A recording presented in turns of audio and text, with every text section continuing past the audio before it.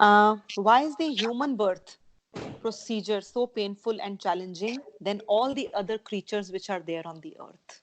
When we are the most supreme being that God made the human beings for Him, then why made our birth so challenging and painful? असल में हम अगर अपनी health को natural way में चलाते रहें, हेल्थ का ख्याल नेचुरल वे में करते रहें और नेचुरल चीजें और सात्विक चीजें अगर ग़िज़ाएं खाएं, तो मेरा ख्याल है ह्यूमन बर्थ इतनी बड़ी भी चैलेंजिंग नहीं है। ह्यूमन बर्थ को ज्यादा चैलेंजिंग साइंसदानों ने और डॉक्टरों ने बना दिया है, क्योंकि they all are working just to make a money. वो सिर्फ रुपया और धन बनाना चाहते हैं, इसलिए उनके पास जो भी बीबी जाती है वो उसको ऑपरेशन ही सजेस्ट करते हैं।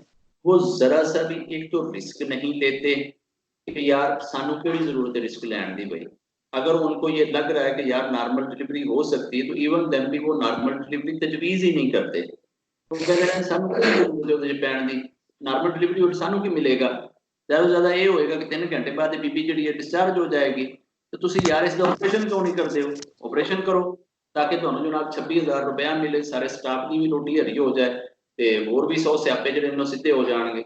तो रही चीज अगली कि 3-4 मरतबा एक नारी का जब ऑपरेशन हो जाएगा, वो उस तो बाद बच्चा जान ही नहीं सकती, यह भी स्यापा मुक जाएगा। दुनिया के उत्ते पॉपुलेशन बहुत ज्यादा तेजी नाल बढ़ रही है, इस वास्ते मेडिकल वाले सारे चाहते हैं कि इंसान घटन, और इंसानों को घटाने के लिए ये बहुत अच्छा तरीका है कि नारी का ऑपरेशन कर दो, डरती हुई बेचारी उस प्रोसेस च दोबारा नहीं बहगी।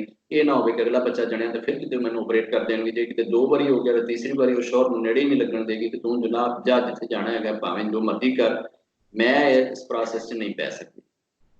एक तो हमारा लाइफस्टाइल अगर नेचुरल और सात्विक हो तो ह्यूमन बर्थ जो है या जनरेशन जो है या ये प्रोसेस जो है ये इतना घिनौना नहीं है जितना घिनौना हमें दिखाई देता है। दूसरी चीज ये है कि इंसान की लाइफ बहुत कीमती है, लाइफ बहुत इंपॉर्टेंट है। इंसान की जिंदगी दूसरे तमाम जानवरों की और हर क्रिएशंस की जिंदगी से ज्यादा मोतबर है। इस मोतबर इंसान को जो एक एक्स्ट्रा चीज बख्शी गई है वो थिंकिंग पावर है, अक्ल है, विजडम है। ये अक्ल और विजडम ही इसे पूरी क्रिएशंस का किंग बनाती है। जो किंग होते हैं उसे एक्स्ट्रा प्रोटोकॉल मिला ही मिला करता है। ये तो किंग होने के नाते वो हमें एक एक्स्ट्रा प्रोटोकॉल मिलता है कि हमारे लिए ये स्यापे हैं कि जनाब हमारी जब बर्थ होती है तो 2.5-3 माह के लिए, 2.5-3 माह क्या 2.5-3 साल के लिए एक माँ बंध जाती है, वो कुछ नहीं करने चाहिए। ठीक है, नहीं ये एक्सप्लेनेशन बहुत वैलिड है आपकी कि ये because it is so important. अच्छा बॉन्ड बनाया है ईश्वर ने कि बाकी चूंकि जानवरों को सिर्फ और सिर्फ जन्म लेने की जरूरत होती है और वो ठीक घंटे डेढ़ के बाद 2 घंटे के बाद वो आजाद हो जाते हैं और वो जहां चाहे घूमे फिरे आगे पीछे आ जा सकते हैं, उनकी लाइफ को उतने खतरे नहीं होते। इंसान को चूंकि 2.5-3 साल तक कंटिन्यूसली लुक आफ्टर की जरूरत होती है, इसलिए ये पति और पत्नी का बॉन्ड इस तरीके से बना कि पति ये कहेगा कि जी ठीक है बाहर मैं जाऊंगा, मैं आपके लिए और बच्चे के लिए भोजन का अरेंज करूंगा, तुम मेरे बच्चे को और अपने बच्चे को लुक आफ्टर करो जी। तो वो माँ सारा दिन जो है वो लुक आफ्टर करेगी और बाप सारा दिन बाहर काम करेगा और शाम को वो आकर इकट्ठे होके अपनी फैमिली को आगे चलेंगे। अब जो ये कहा जाता है कि जनाब अगर वो सारी चीजें बाजार में अवेल हैं तो हमें क्या जरूरत है इतने लंबे के स्यापे लेने की और ये मैरिज करने की और ये शादियां करने की, ये सारा कुछ। तो